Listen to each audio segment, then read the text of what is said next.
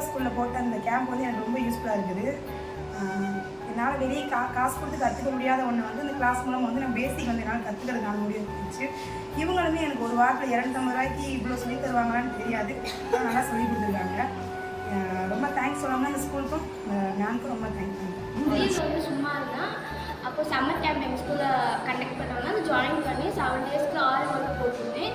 7 டேஸில் பேசிக்ஸ் நல்லா கற்றுக்கிட்டு 250க்கு நல்லா ஒர்க்காக சொல்லி தந்துருக்காங்க. Thank you so much.